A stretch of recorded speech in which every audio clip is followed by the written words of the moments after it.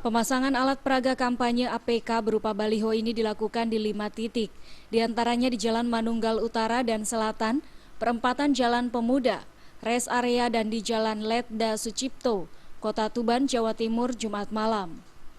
Pemasangan baliho ini dilakukan sebagai bentuk sosialisasi kepada masyarakat terkait visi misi pasangan calon yang maju dalam Pilkada Tuban.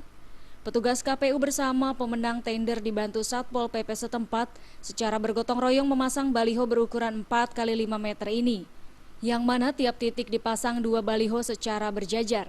Selain baliho berukuran jumbo ini, pihak KPU Tuban juga telah memasang 2 buah spanduk berukuran 1 meter x 7 meter untuk masing-masing pasangan calon yang dipasang di tiap desa, serta sebanyak 20 umbul-umbul berukuran 1,15 meter x 15 meter untuk masing-masing pasangan calon yang dipasang di tiap-tiap kecamatan.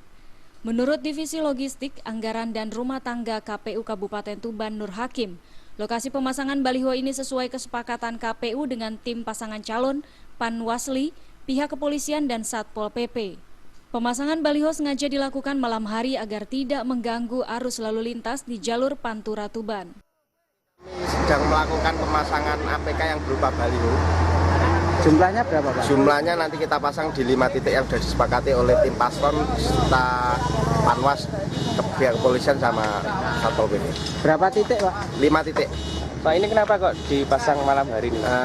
Kita memang sengaja memasang APK ini pada malam hari karena untuk menghindari ribetnya lalu lintas pada siang hari, karena ukuran baliho kita cukup besar, jadi biar pemasangan kita tenang, jadi kita agendakan untuk dipasang malam pada malam.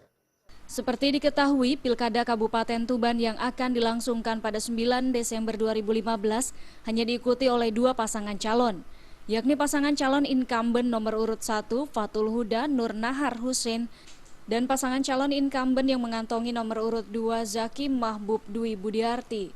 Dari Tuban, Jawa Timur, Sumali Maluapati melaporkan.